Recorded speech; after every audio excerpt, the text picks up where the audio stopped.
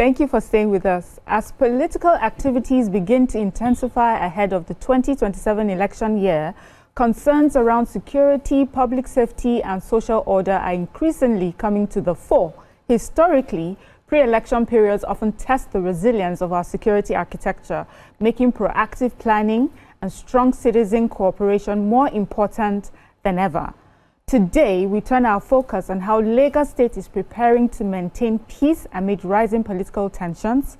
This conversation will also examine strategies for sustaining law and order, curbing the activities of miscreants and hoodlums, and safeguarding lives and property across the state. To shed light on these critical issues, we are joined by CP Jimoh, Commissioner of Police, Lagos State Command. And of course, we would like our viewers to join the conversation on 0201-635-2013 or 0902-416-3440. You can also tweet to us at TVC Connect using the hashtag YourViewTVC. And we're also streaming on YouTube. Welcome to the show, sir. Welcome. Thank you so much. And Happy New Year. I wish you all the same. Happy New Year. Yes, sir. So, sir, our conversation today is the security structure on ground. You have been the Commissioner of Police for Lagos, I think last year, February 2025. Could you just give us briefly what you met on ground security-wise and what you have been able to achieve or what the challenges have been, since you took over command in Lagos State? Thank you so much. I want to, first of all, let our viewers, especially you people that are my colleagues for today that are going to be interrogating me, to be aware that the security situation I met in Lagos on my resumption in February, precisely 17th of February 2025, wasn't alarming. Okay. It was a very stable security situation. This is not as a result of a chance, it's because of the concern that the Mr. Governor of Lagos State, Mr. Babajide Olusola Sanwo-Olu, has for Lagos State. And they put up a template which I met on ground. But meeting that on ground does not mean we should sleep on our horse. I have to broaden the base of security to take security policing generally to the doorstep of every Lagosian. So I switched into action. I created the Eco Strike Force, which is a team, an elite team to complement the RRS. That is the baby of the Mr. Governor. And the Mr. Governor quickly owns it and funded this team, which serve as an intermediate force because they were located initially in Surulere, presently they are in Shomolu, to move into Lagos Island, there's any security flash, and to equally sustain security balance in the Lagos mainland if there's any. So they've been intervening in a lot of areas and they've been working very well. And that is why with them, we've been able to remove criminal elements of the street of Lagos. Okay. And equally of note is the adoption of the convoy patrol system that I created for all the area command. As we speak, they are still engaging in convoy patrol from area to area in their jurisdiction. And this still enable us to engage and strategize our crime prevention strategy to ensure that we remove this criminal element. I equally created what we call the anti-cultist in all the area command team. To deal with other violent crimes related to cultism. You have been busy, sir. Yes. So let's just get more questions in. Okay, so I just want to commend you because it's. I think it has to be difficult. Christmas was Thursday. Friday we did Juma. Saturday they carry Eyo, and they went back to the celebrations on Sunday and went to church, and those activities lined up from the several activities to the Thanksgiving that the Lagos State government had to do. The whole of 30 December, I did not hear any particular incidents of, criminality. I wonder how you were able to achieve this. Was there a particular preparation towards the 30 December period, or was it just that we were just peaceful people? No. The Lagosians are civilized people and they are peaceful people. But there are quite a number of criminal elements we want to casting on those peaceful nature of the state to want to inflict injury and pain on people. All those activities that you have mentioned, I think what I should add is that there's a concert, even at Tababali was called, I think about 3, that gather about 60,000 people at different times. And we still ensure that we police it without any single incident of crime or criminality. This is not by chance, it's due to concerted effort and our preparation. We have our operation order in place. Not only that, I'm physically present in virtually all the events to ensure that I put my men to task, and quite a number of them, I put them too hard, and they actually conclude that if he's pushing us and it's there on ground to enforce it. So everybody is happy doing it. So we are spread that tentacle. I met the tactical squad, which are responsible for issue of violent crime, 23 in number. I've strengthened them to 35. And I'm equally going to take them further to 57 to cover all the local government and the LCDA in Lagos State. Those are part of the strategy, and it was working for us. And we are working 24/7 to ensure that we get this criminal men from the streets. So, and they cannot put their foothold on the ground. And one of the things that you equally, I won't say it's supposed to mention, is even the opening up of the coastal road. Yes.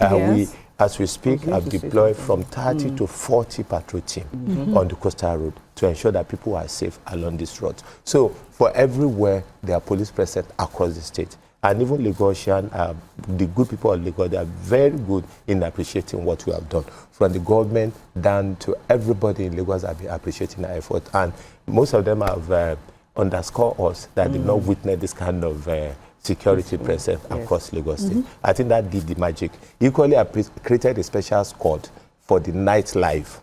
So these are teams that go around the nightclubs and other area of recreation to ensure that everybody celebrated in peace. And it's as a result of glory be to all the officers and men of the command. Not for me. How many can I do as Commissioner of Police in Lagos? But all of them have been on hedge and they have been giving results. And kudos to the Inspector General of Police, IGP Oluka Adeolu, PhD, Nigerian Police Medal, for all the support that he has provided for us.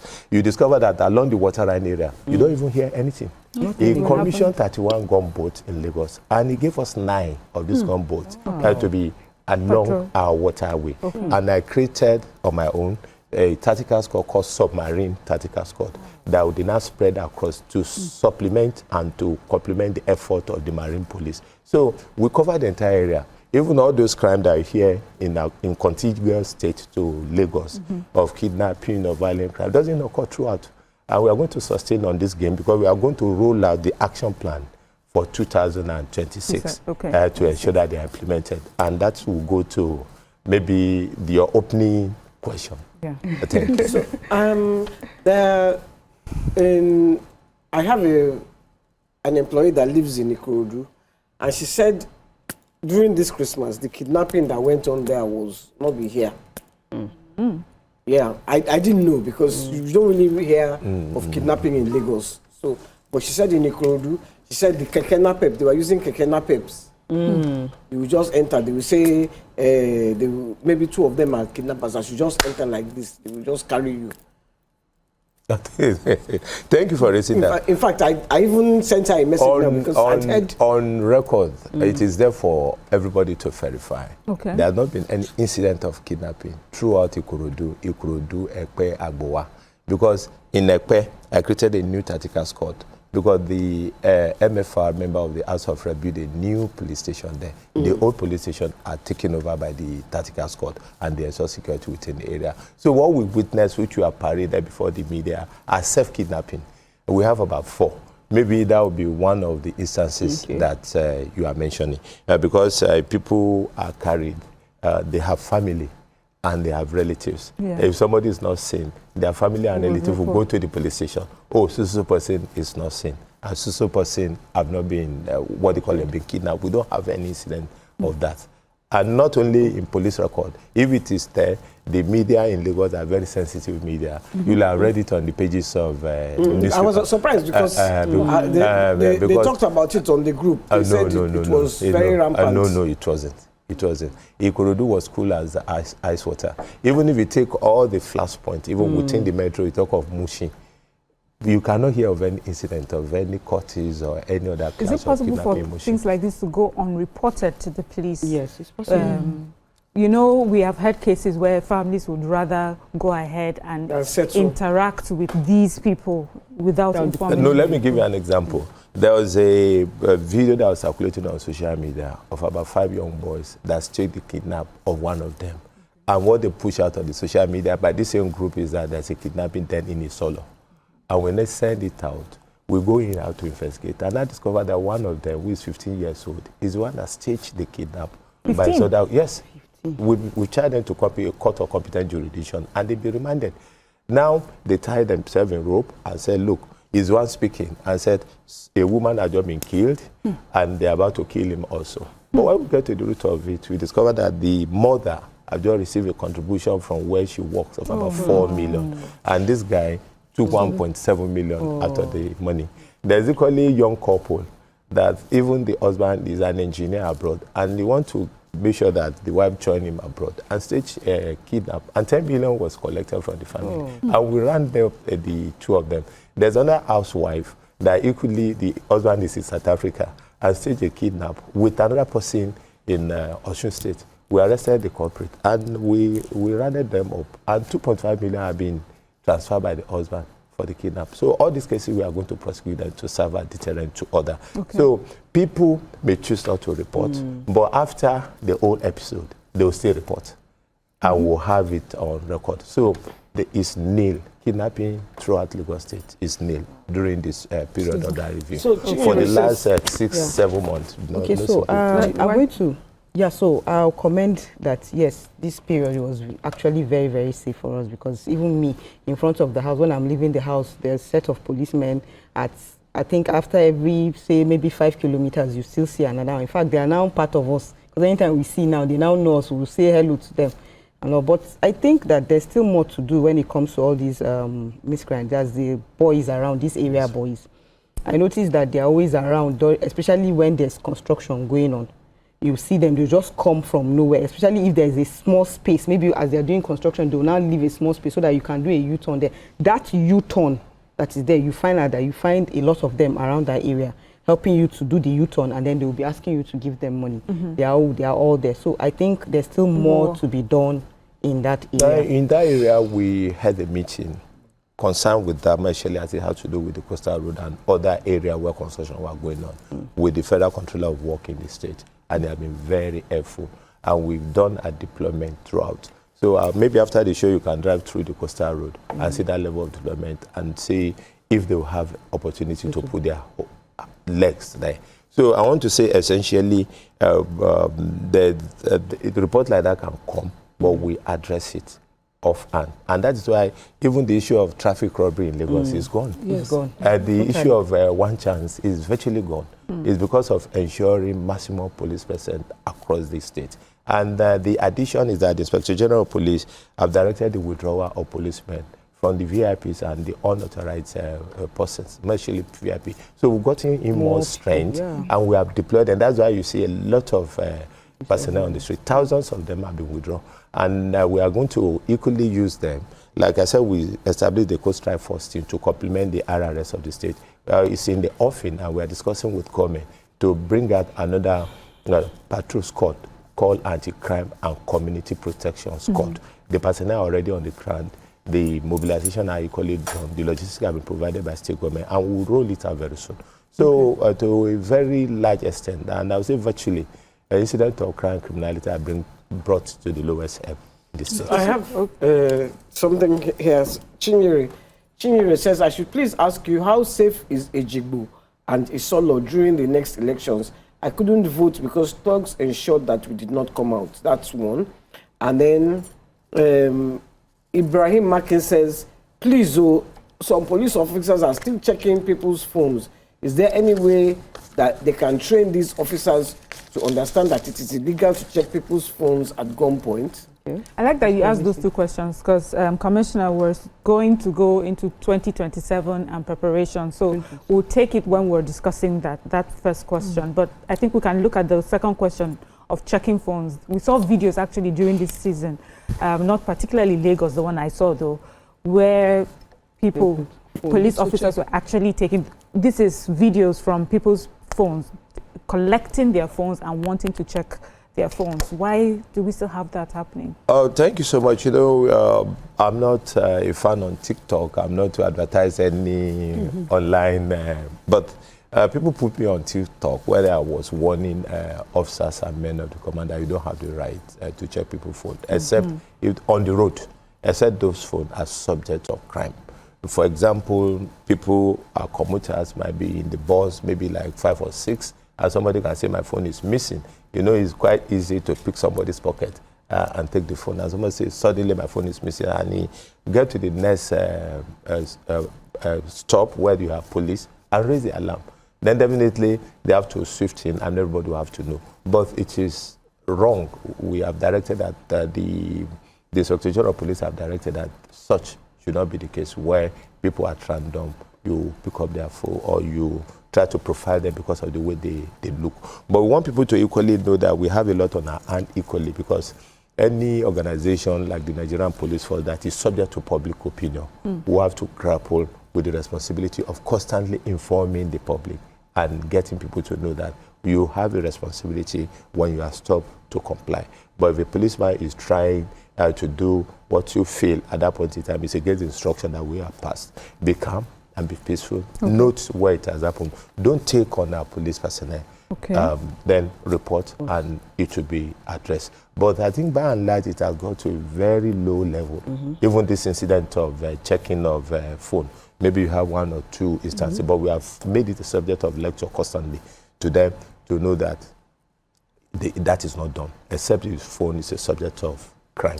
And because we have had instances where phones that are meant to be dispatched, new phones that are meant to be dispatched from Lagos here to other locations in the country are said to be robbed on the road, and the phone are being used in Lagos. So if we get the IME number, and we are tracing the IME number through our technical setup, and it's located to a specific area, then we need to actually verify. And that is why even where people repair phone, when we trace those phones through technical platform to your shops, then we need to check it. Okay, so that brings me to, I want to ask this question. So what about online fraud? Because there are a lot of people who buy stuff online and then at the end of the day, it's fraud. The people collect the money from these people and don't even send the products or whatever it is that the person bought online. There's online fraud. So what's going to happen? Because since you are talking about this phone and you check through IMEI and all of that, so I'm very sure that there will be a way that you can definitely. Yes, it's quite easy. We have a department for cybercrime, and they are working actively, very, very effective. Even at the level of the commando, we have a central cybercrime in Abuja, but at the command, we equally, because most often somebody who said he advertises something online, you pay the next thing, he will block you. And they've been doing it to several people. So we've been arresting quite a number of them. We have somebody in our custody now that we are rounding up investigation, a lady that do up to 500 million naira from people online. Yes, I'm telling you. That she advertised phone, she advertised vehicles, she advertised quite a number of things. Or where does the money goes? She goes the money to lodge in choice hotels. She chartered vehicle on daily basis, Range Rover and the other that goes like 200,000 and things like that on daily basis. So people like that, because we can't parade the suspect, but we'll give you the narration to know what we have done in that regard. So we are making progress. But we want people to be more sensitive when it comes to anything online, because you might end up buying what is not even what was advertised. And moreover, even from the 70s, this is Lagos. Lagosians are very smart people and they are wise people. And we wish the new generation that we are turning up in Lagos to be more wiser than even some of us that are older than them. Because in Lagos, you can't just come and play a prank on anybody from the 70s. Let Nima jump in. Yes, I have a question. I've been sitting here. Let's take your question from YouTube. Sir, there was something I experienced towards the end of the year, which is related to drugs and the infiltration of drugs in certain areas, particularly squatting areas in Lagos State. Young people falling over. I don't know whether the anti-drug team within you have a partnership that is structured well to even go to source, because Miri used to be something we read off the papers to be a southeastern thing. He is now in Lagos. In my community, young boys are falling over every day from using this drug, and some people are also selling them within those areas. You will see other thin substances, wraps and all of that. How is that being tackled? How often do these arrests happen of suppliers? Thank you so much. Police, We are dealing with that head-on. And if you see part of my press briefing towards the end of the year was when we enter Akala and raided the entire places. We don't only recover all these substandard, not only substandard, these drugs, illicit drugs and other things. We equally require firearms and ammunition because illicit drugs propel crime and criminality in the area. So, and all the tactical squad, like I said, I've increased them to 35 from 23. They are all working and we are arresting them on a daily basis. But it is quite important for the parent to impress it on their children and wards, to be of good conduct and not to go into drugs. Because if you see somebody going with the Coca-Cola bottle, anywhere you talk is just Coca-Cola is something else. Because if you can remove the effects of drugs on crime, then we have lower than what we have as crime rates in the state. So we are dealing with the relevant agency. We are working together with them to continue to raid all these hideouts, including that of the criminal hideout. And that is why you see the lower and crime rate that we have. So I hear you, the way you're describing the questions, how you're tackling, makes it sound like Lagos, nothing is happening, everything is fine. But we know that there must be challenges that that you're facing. What are the crimes, especially that you would say are more rampant these days, and the Lagos police is trying to work on? And a word of advice for Lagosians as well, and how they conduct themselves. Are there hotspots that the police is concerned about, and you want Lagosians, well-meaning Lagosians, to be careful of, or how they should conduct themselves when they find themselves in places like that, while the police is still doing their job? Thank you so much. I want to let you know that there are quite a number of identified hotspots that we have dealt with, and there are no more hotspots in Lagos that are criminal hideout. And that is why people that go out in the night will tell you by 2 a.m., 3 a.m., you see that through at the street of Lagos without any problem. But that does not mean that we are not dealing with the issue. What we do is to be proactive. And when you are proactive, you engage in preventive crime prevention strategies. So it helps you to control those crimes that you are talking about. But for the crimes that cannot be prevented, prompt detection are being used to engage in this. Because we've mapped out Lagos, all the segment and the section and the local. So everybody's involved in crime fighting in Lagos, all of us. So that is why I cannot tell Toscali this is the problem area. But what we think is concerned, issue between families, especially fighting on the street, not by unknown person, by maybe neighbors to neighbor, which later result in homicide. People who work in workshop as mechanic or apprentice together will fight themselves, and before you know it, one will pass on. So those are the kind of things which is more better dealt with by the people themselves. Because before you call the police in, it might be late. So those are the kind of things that are... So I have... Okay, please, before we have a call. Gloria from Festa. Good morning, Gloria. Good morning, ladies. Good morning, Mr. Jimoh. Good morning. Good morning. Thank you very much, sir, for everything you do. Thanks the police force, the ones who are working. Thank you all for keeping Lagos safe for us. Sorry, Happy New Year. I know it's Happy New Year. So, I just want to ask a question. Like the other question I wanted to ask, someone already asked. That's police officers checking phones, and you already answered that. So I want to make a comment and then ask a question.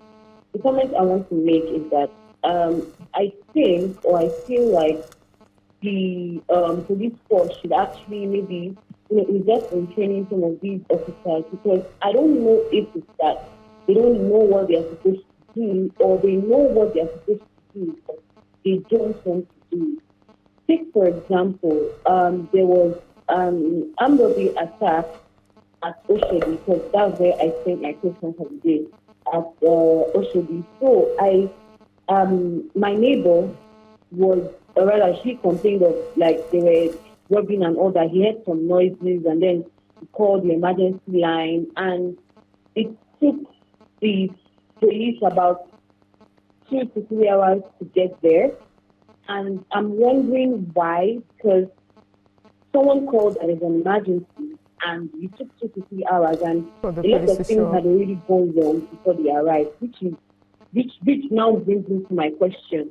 Is it that the officers are not properly trained, or they know what they're supposed to do, but then they don't want to do it because of probably remuneration, or there is no, I really don't know why, or what around that kind of thing. Okay. Thank you, Gloria, for your question. Did you get her? Yes, I got the issue. You know, nowadays, I thank her for bringing this to fore, because it will enable me to educate the people. You know, quite a number of things that we too supposed to know as populace, as citizens. If I tap my neighbor here now, Madam Ramotu now, I said, oh, I take your phone from the table. Someone said, oh, there's some robbery attack here. So for our control room, they are very efficient, I want to say. And I appreciate them for that. And I appreciate Lagos mostly, because it's not the same sense that orientation that you have in other states that you have in Lagos. People hardly call my line because of crime. People call my line mostly because maybe they felt what they have reported is not being attended to. But most of the distress call goes to the control room. Okay. So, and immediately they prompt up there. So the nature for this, I'm going to investigate. But to say there's armed robbery somewhere and it takes hours for them to respond, I don't think it's the case. But I need to find out so that maybe I'll get a number to get more explanation. But as our response time to crime in Lagos is less than 5 minutes. If you go around town, you see the Coast Strike Force position, the RRS position, the task force position, the tactical squad, the division are there. So once you call us, we get your call. Even for other emergency like fire outbreak, accident, and all, we are promptly there on ground. It might be they're already on ground, but they've not given feedback to the person that called. Because when you're approaching an incident that says robbery, you have to be careful in the first instance, so that you don't end up now causing more injury or death to the people who are under siege or who are under the problem. But I've not received any call that, so there's a break. Since I resumed as commissioner, people have been calling the control room. And with the help of the state government, we have 4 control centers in Lagos. In some states, it's just only 1. And that one will equally be wobbling. But when we have 4 control centers for the entire of Lagos, we have another job easier. Okay, we have another call. Praise from Anambra. This is CP Lagos, but let's hear you. Praise, good morning. Good morning, ladies. Good morning. I enjoy your call. Thank you. God bless you.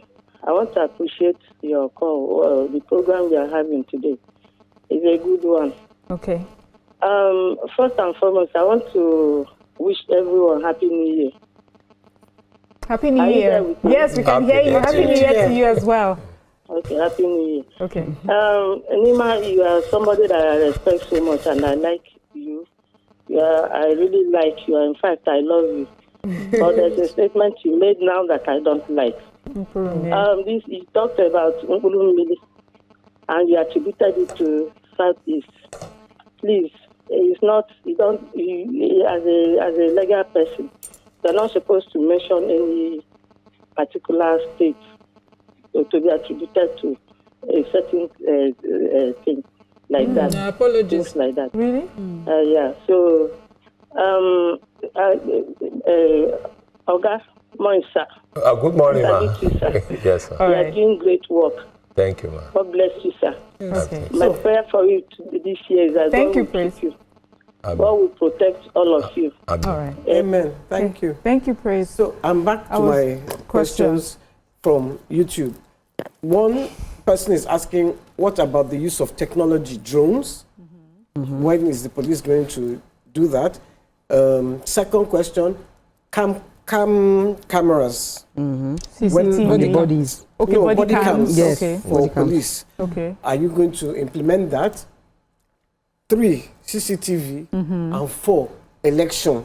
Yeah. The thugs during election. Fantastic. 4 questions. They are bombarding me here. So, sir, we've finally come to the election and pre-election. Let me take you one out of the other. Okay. The Nigerian police force is not averse to technology. We have drones. Oh, okay. Yes. yes, working for us. But we don't need to start showing you our Where drones the so that you drones don't are. shut them. So that you don't shut them down. Even before an event takes place in Lagos here, we have drones that go around there that survey what is happening there. Why you see those successes in all these events that you have mentioned is because of the operational strategy that we have adopted. I've learned along the line that dominant is when you take over the venue even before the event. So most of these events you are mentioning, we have taken over the venue 2 to 3 days before the event. So no any hoodlum or miscreant can abandonate or begin to strategize on what detect for us. So we are making use of drone effectively. But I won't tell you where they are. But we are, even throughout the country, most of the operations that we are making successes is as a result of drone that went and take images and get back to us, and we act promptly. Okay, but specifically for the 2027 pre-election period, as it starts this year, as we know, and usually we've had issues in Lagos where people have complained of miscreants taking over, or things happen, and before you know it, fight has broken, people are running helter-skelter. Would like to know what preparation. Okay, thank you so much. I will run into that. Let me finish our question that even the body cams, we say very important. Yes, we do. Because a lot of the police, they hide stuff. They what's the word? Profile young people. Me, they won't search me because my gray hair, everything. They just. But once they see you young, come down. Why can't they don't even know you? No. You see, the issue is this. Crime take different dimension at every point in time. Those days, you can be able to identify somebody that have snatched a vehicle from the way he dresses. If somebody have taken another vehicle, even where parked now, the first thing is that he puts it in a hotel and lodge conveniently. He won't search the vehicle there. He will allow the heat to come down and dress up in kaftan and begin to move out. You get me? And that is why we watch out for all those things. When you give us more attention as a police officer on duty, we'll flag you down. When you decided to ignore us, we'll equally flag you down. Those are the things. So, but when the complimentary is becoming too excessive, we equally know that you have something to hide. So, policing... Let me give you an example. I was in the car with my partner. The two of us, too young, the driver was young and the passenger was young. The two of us were at the back. As they saw them like this, they flagged them down. Yeah. Then they just happened to look at the back and they saw two old people. They just said, go. The guys in front that's how they do also. At your age, how many fence can you jump? Yes.